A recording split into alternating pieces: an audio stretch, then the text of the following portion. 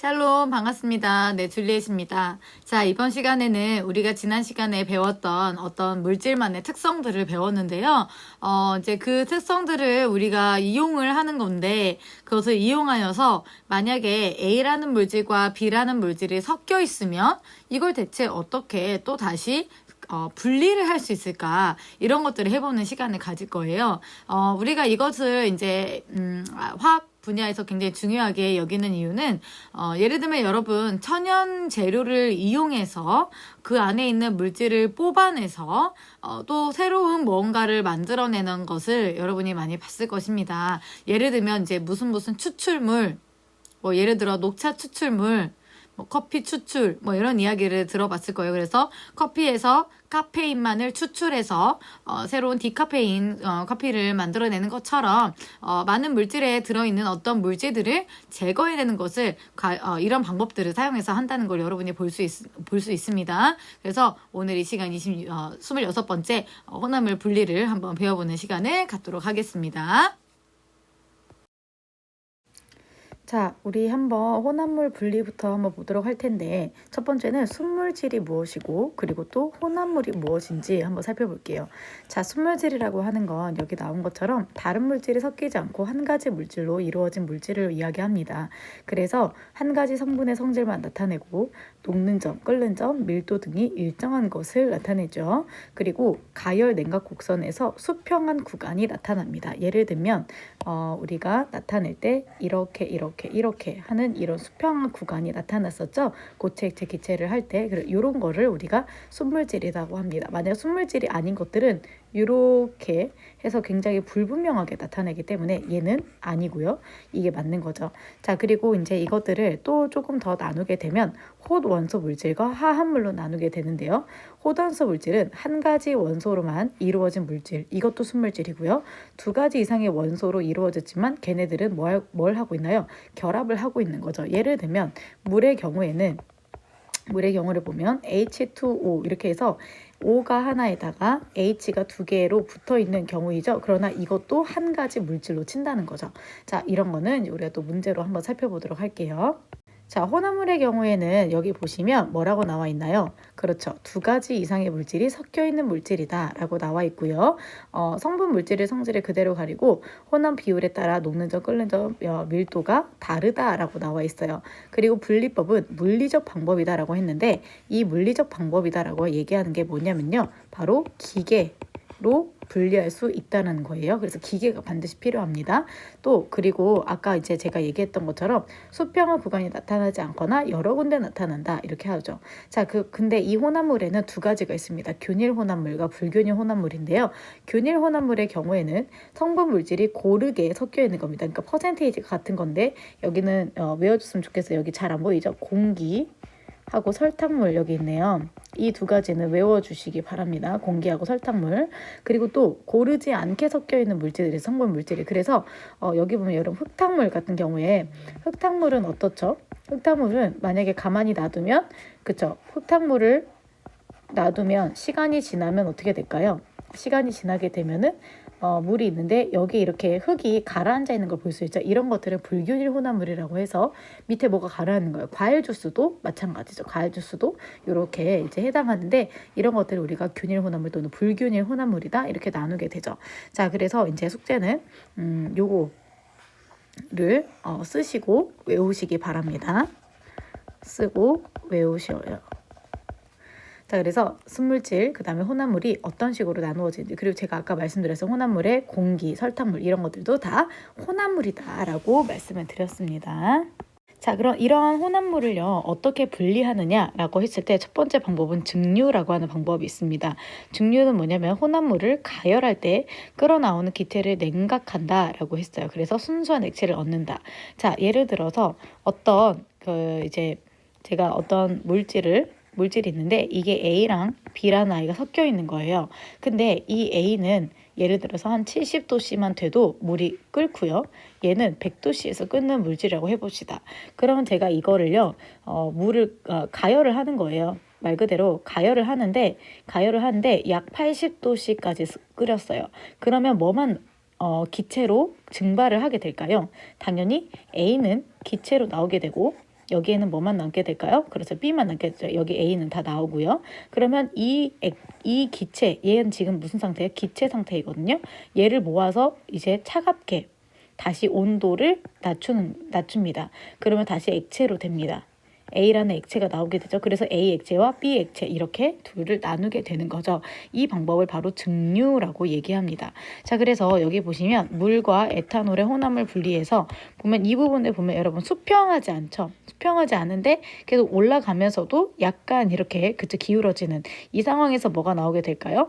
끓는 점이 낮았던 에탄올, 예를 들어 에탄올과 물이 있으면 에탄올이 먼저 이제 끓어 나오게 되고 그 다음에 물이 나중에 끓어 나오게 되는 것이죠. 자, 이렇게 하는 것들의 또 다른 것을 한번 보겠습니다. 네, 여기 보시면 그 원유의 분리라고 하는 것이 있는데요. 여기 조금 지우도록 할게요. 자, 원유의 분리라고 하는 것을 여러분 한번 보면 어떤 것들이 있습니까? 여러 가지가 있죠. 그쵸? 여러분들이 알고 있는 것들 많이 있어요. 증유, 경유, 등유, 휘발유, 석유, 가스. 그리고 그 찌꺼기는 나중에 아스팔트가 되거든요. 이런 것들이 원래는 모두 다 하나의 뭐였습니까? 그쵸? 우리가 뭐라고 말하는 거죠? 그쵸? 석유라고 말하는 것. 얘는 석유예요, 다. 이 석유 안에 이 모든 것들이 다 들어있는데 얘네는 다 끓는 점들이 다 다릅니다. 끓는 점들이 다 다르니까 어떻게 돼요? 이제 끓는 점에 따라서 분리가 되는 거겠죠. 그리고 마지막에는 아스팔트도 석유의 찌꺼기로 만들어진다는 거죠. 이 원유를 분리할 때 쓰는 방법이 뭐라고요? 그렇죠. 증류라는 것입니다. 그래서 우리는 이것을 분별 증류라고 또 얘기를 합니다. 그래서 증류의 이제 가장 대표적인 것은 원유의 분리구나 이렇게도 알아두시면 됩니다. 자, 이번에는 용해도 차이를 이용했다고 했어요. 자, 용해라고 하는 것이 무엇이냐? 여러분, 용해라고 하는 것은 무엇인가가 녹는다라는 거거든요. 자, 얼마나 잘 녹느냐, 녹지 않느냐 이런 건데 예를 들어 이제 소금하고 모래가 섞여 있었어요. 어떤 물질에. 근데 이거를 제가 무엇엔 녹고 무엇엔 안 녹으니까 이거를요 물에 넣었습니다. 물에 넣으면 무엇은 녹을까요? 그래서 소금은 녹고 모래만 남게 되겠죠. 그러면 그거를 이 혼합물 이거를 이제 물에 녹여가지고 여기다 따르면 어떻게 될까요? 용매에 잘 녹지 않는 고체는 여기에 남게 되겠죠. 그래서 여기가 A고 여기가 B인데 얘 B는 여기에 남고 나머지 A는 여기에 남게 되는 것이죠. 이것을 바로 우리가 용해도 차이를 이용한 혼합물의 분리, 즉 용매라고 말하고요. 거름 장치를 사용하게 되는 것입니다. 자, 이런 식으로 해서 또 하는 것이 바로 이제 방금 제가 설명한 것은 바로 거름이라는 방법이었어요. 그래서 여기 보시면 어떤 용매에 잘 녹는 고체와 녹지 않은 고체가 섞여 있는 혼합물을 거름 장치를 이용하여 분리하는 방법이라고 했는데요. 자, 여기 용매라고 하는 단어가 있어요. 용매라고 하는 건 녹이는 물질입니다. 녹이는 물질이라는 걸 표현할 때 용매라고 합니다. 자, 그 다음 두 번째로는 추출이에요. 추출이라고 하는 거는 뭐라고 써 있죠? 그쵸? 혼합물에서 특정한 성분을 잘 녹이는 용매를 사용해서 물질을 분리합니다. 예를 들면 우리 추출물이라는 말 들어봤을 거예요. 녹차 추출물, 뭐 향수도 그렇고요. 커피도 그렇고요. 이런 것들은 특정한 성분을 잘 녹이는 용매를 사용해서 물질을 이제 분리하는 거고요. 또 한 가지 보면 드라이 클리닝이라는 게 있죠. 이 드라이 클리닝은 이제 뭘 얘기하냐면 우리가 때가 이제 묻어 있어요. 옷에 이 때가 이제 묻어 있는데 이 때를 이제 잘 녹는 용매를 사용해서 물질을 분리하는 거기 때문에 드라이 클리닝도 추출에 해당을 하게 됩니다. 자, 두 번째로는 온도에 대한 용해도 차이를 이용한 혼합물의 분리라고 하는 것을 우리 한번 살펴봅시다. 재결정을 이용한 분리라고 했어요. 아까는 이제 예를 들어서 A랑 B라는 물질이 있는데 이 A랑 B가 다 액체였어요. 그렇죠? 액체였는데 이 중에서 A를 예를 들어서 기체로 만들어요. 그러고 나서 다시 액체로 만들어내는 이런 이제 추출 방법이었다면 이번에는 고체 혼합물이에요. 고체 혼합물. 이 고체 혼합물 중에서 얘를 녹여요. 녹인 다음에 다시 냉각시켜서 고체로 만들어요. 그러니까 얘랑 같은 방법이지만 고체였다가 액체로 만들었다가 다시 고체로 만들어내는 그 방법을 바로 재결정 방법이다라고 이야기를 하는 거죠. 자, 예를 들어서 한번 보도록 할게요. 우리가 염화나트륨이라는 물질이 있고 그 다음에 붕산이라고 하는 물질이 있습니다. 둘 다 고체입니다. 고체인데 얘네를 90도씨의 물 100g에 녹였어요. 그랬더니 그리고 나서 혼합 용액을 다시 20도씨로 90도씨에서 다시 20도씨로 차갑게 만들었어요. 그리고 나서 걸렀더니 무엇이 나왔습니까? 붕산이 나온 것을 알 수가 있어요. 자, 그러면 붕산 이제 남았잖아요. 그러면 나머지 이제 물에 녹아있던 것은 무엇이 되겠습니까? 염화나트륨이 물에 녹아 있었구나라는 것을 알 수가 있게 되는 것이죠. 걸러진 것은 녹지 않고 걸러진 그 물 안에는 이제 염화나트륨이 녹아 있었구나, 이것을 알 수 있는 겁니다. 근데 여기서도 보면은 용해도를 보면, 자, 물에 염화나트륨은 잘 녹죠. 근데 붕산은 잘 녹지 않는 걸 볼 수가 있죠. 그쵸? 온도가 높아지면 모르겠지만 여기서는 붕산은 안 녹고 염화나트륨이 잘 녹기 때문에 염화나트륨만 나올 수 있게 되겠죠. 그런데 이제 여기서 보면은 온도가 90도씨일 때예요. 90도씨일 때 몇 그램이 녹습니까? 그쵸? 네. 여기 보면은 30g이라고 했는데 물 100g에 30g이 녹는다라고 했거든요. 그런데 이것을 우리가 봤을 때 여기서는 30g이 녹았어요. 90도일 때. 그런데 20도씨로 낮춰줬더니 여기는 5가 됐거든요. 그러니까 30g에서 5g은 다 물에 녹아져 있어요. 얘는 붕산도 물에 녹으니까 녹지만 5g은 안 녹는다는 거죠. 그쵸? 5g만 물에 녹고 나머지는 안 녹아요. 그래서 25g이 석출되었다라고 알 수가 있는 거죠. 나머지는 다 염화나트륨 같은 경우에는 거의 다 녹아 있다라고 보기 때문에 30g이 모두 다 녹아 있습니다. 이렇게 보고요. 자, 이런 식으로 우리가 이제 재결정을 이용하는 얘가 천일염, 그쵸? 소금이라든지 그 다음에 아스피린과 같은 것을 약을 만들어낼 때 이런 것들을 쓸 수 있습니다.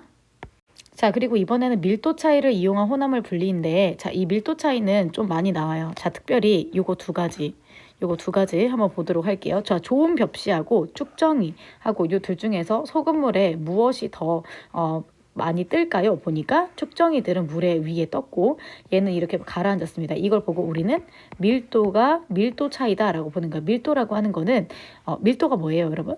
어떤 물질이, 자, 여기에는 알갱이가 3개밖에 없어요.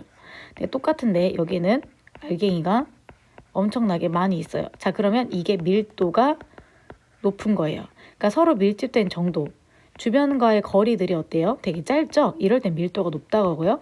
얘는 밀도가 낮다라고 얘기합니다. 그러면 여기서도 지금 이 축정이들은 뭐 어떤 거예요? 그쵸? 가벼운 물질이다라고 얘기할 수 있겠죠. 이 가벼운 물질들은 위로 뜨고요.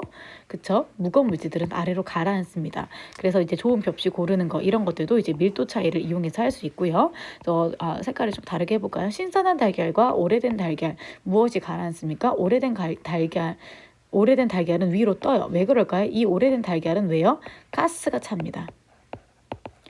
가스가 차기 때문에 오래된 달걀은 이제 위로 뜨거든요. 신선한 달걀이 오히려 꽉 차고 아래로 가라앉습니다. 그래서 이런 두 가지 방법은 무엇을 통해서, 그렇죠, 밀도 차이를 통해서 일어난다라고 알 수가 있게 됩니다. 자, 그리고 이제 액체 혼합물의 분리입니다. 자, 여기 한번 지울게요. 자, 액체 혼합물의 분리의 경우에는 옆에 있는 그 분별 깔때기라는 것으로 한다는 거, 그게 굉장히 또 중요한데요. 자, 이 분별 깔때기를 이용해서는, 자, 밀도가 작은 액체, 그리고 밀도가 큰 액체 이렇게 있습니다. 자, 밀도가 큰 액체가 아래쪽에 있고 밀도가 작은 액체가 위쪽에 있습니다. 그쵸? 자, 그래서 이 밀도가 큰 액체를 여기에 이제 밸브를 엽니다. 밸브를 열어서 밀도가 큰 액체만 골라서 하고, 그다음 밀도가 작은 액체는 위쪽으로 뜨게 되는 거죠. 자, 그래서 무엇을 이용한다고요?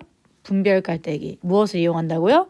분별 깔때기. 자, 이걸로는 무엇을 분별합니까? 액체 혼합물을 분리한다는 거죠. 자, 그리고 정말 중요한 단어가 나왔습니다. 자, 바로 크로마토그래피라고 해서 예전부터 굉장히 많이 나왔던 건데, 이 단어 자체만 알고 있으면 됩니다. 뭐냐면 성분 물질을요, 혼합물이 있습니다. 이 혼합물을 용매에 녹입니다. 그래서 스며들게 하는 거예요. 용매에 녹인 다음에 그 종이에다가 이것을 이제 스며들게 한 다음에 성분 물질이 용매를 따라 이동하는 속도의 차이를 이용하여서 분리하는 방법이다라고 했어요. 자, 그러니까 이제 예를 들면 수성 사인펜이 검은색이잖아요. 그런데 여러분, 이제 검은색이라는 건 여러 가지 색깔이 섞여 있다는 뜻이거든요. 그거를요, 이제 검은색을 종이에다가, 이렇게 종이가 있으면 검은색을 이렇게 찍어둡니다. 검은색으로 검은색 사인펜을 찍어서 이제 그 검은색 사인펜이 녹을 수 있는 용매를 이제 용매에다가 이거를 이제 담궈 놓는 거죠. 그러면 이 검은색이 어떤 거는 사실 빨간색도 있고요. 또 파란색도 있고 또 초록색도 있습니다. 그런 것들이 이제 다 모여가지고 속도가 느린 것들 뭐 여러 가지 해서 이렇게 노란색 뭐 파란색 이렇게 해가지고 성분별로 갈라지기 시작하는 거죠. 요걸 통해서 이 안에 파란색도 있었고 뭐 빨간색도 있었고 그렇구나라는 것들을 알 수 있게 되는 거죠. 그래서 이걸 통해서 이제 뭘 알 수 있어서 높이 올라갈수록 이동 속도가 빠른 애들이구나라는 것들까지도 알 수 있게 되는 것입니다. 자, 그럼 여기까지 하겠고 우리가 문제를 한번 풀어볼 텐데 여러분 문제 풀기 전에 여러분이 먼저 혼자 풀고 그 다음 저랑 같이 풀어보도록 할 거예요. 자, 1번입니다. 그림과 같은 실험 장치로 분리하기에 가장 적절한 것은 이랬습니다. 자, 이렇게 지금 끓였다가요. 찬물이 있습니다. 자, 끓였다가 다시 찬물로 한다는 거는 액체인데 다시 기체로 만들었다가 다시 액체로 만드는 이런 이제 거에 해당을 하겠죠. 그러면 액체인 것들을 일단 가져야 되는데 일단 틀린 게 뭐가 있어요? 수성 사인펜, 잉크, 색소. 이건 아까 방금 말한 크로마토그래피로 이제 할 수 있고요. 스타일폼 가루와 모래. 이거는 다 뭡니까? 고체 물질이죠. 그래서도 틀렸습니다. 자, 그러면 이제 여기에서 이제 또 할 수 있는 게 A 1번 아니면 4번인데 질산칼륨과 염화나트륨의 혼합물. 요거는 뭐에 해당하겠죠? 그쵸? 요거는요, 우리가 아까 거름이라고 했던 것의 차이가 있습니다. 그래서 4번은 아니고요. 자, 1번이 정답이 되겠습니다. 이거 외우세요, 여러분. 자, 그 다음에 2번. 겹시 골라내는 거 아까 제가 말했습니다. 이거 뭐죠? 1번이죠? 이거는 그냥 외우세요, 여러분. 자, 그 다음 3번. 순물질을 고른 것은 이랬습니다. 순물질이 아닌 것을 고르려면 혼합물이 뭔지를 알면 됩니다. 제가 혼합물에서 여러분 외우라고 한 거 있었어요. 뭐 있었죠? 그쵸. 공기. 절대로 안 됩니다. 공기에는요. 산소도 있고 질소도 있고 이산화탄소도 있고 굉장히 여러 가지가 많이 섞여 있는 거기 때문에 혼합물이고요. 설탕과 물이 섞인 거예요. 그렇기 때문에 얘도 혼합물이기 때문에 아니고 답은 기역 리을이 되는 것이죠. 자, 그 다음에 4번 끓는 점 차이를 이용한다고 했어요. 얘는 뭐죠? 1번은 그쵸, 분별 깔때기죠. 이거 뭐였어요? 액체 혼합물. 그쵸, 액체 혼합물을 하는데 끓는 점이 문제가 아니고 얘는 밀도 차이다라고 얘기를 했었어요. 그래서 1번 아니고 끓는 점 차이를 이용해서 할 수 있는 거 2번 될 수 있겠네요. 자, 3번은 끓는 것이 없죠. 그 다음 4번도 끓는 게 없어요. 그래서 답은 2번이다 이렇게 말할 수 있겠죠. 끓고 있잖아요, 지금 여러분. 이거는요, 여러분이 잘 모른다고 해도 이 문장 안에서의 여러분이 그 해석을 잘 하다 보면은 문제를 풀 수 있는 게 정말 많습니다. 자, 다음은 5번입니다. 그림과 같은 실험 장치로 분리할 수 있는 혼합물. 자, 밀도가 낮은 두 가지 물질들이 섞여 있습니다. 자, 무엇을 할 수 있을까? 일단 2번은 안 되죠. 왜냐하면 둘 다 고체이기 때문에. 3번도 고체이기 때문에 안 되죠. 자, 근데 4번은 제가 아까 질산칼륨, 염화칼륨 이런 것들은 뭐라고 했습니까? 그쵸? 얘네들은 용해도에 따라서 다른 거거든요. 그래서 얘 4번도 안 돼요. 1번이 되겠죠. 물과 석유. 석유는요, 여러분 기름이에요. 그러면 물과 기름 중에 무엇이 더 이제 높을까요? 뭐 이런 것들 할 수 있겠고 밀도의 차이에 할 수 있는 것은 다 1번입니다. 자, 그 다음에 6번. 자, 6번도 똑같은데요. 자, 이때 분리할 때 사용되는 물질의 특성이 뭐냐라고 물어봤네요. 자, 이거 제가 무엇이라고 했죠, 여러분? 이 분별 깔때기는 뭐라고 했습니까? 밀도 차이다. 그래서 여러분 지금 제가 계속 보니까 똑같은 문제들이 정말 많이 나와요. 그쵸? 그런 걸 잘 생각하면서 할 수 있으면 좋겠고요. 자, 오늘은 여기까지 하고 마치도록 하겠습니다. 감사합니다.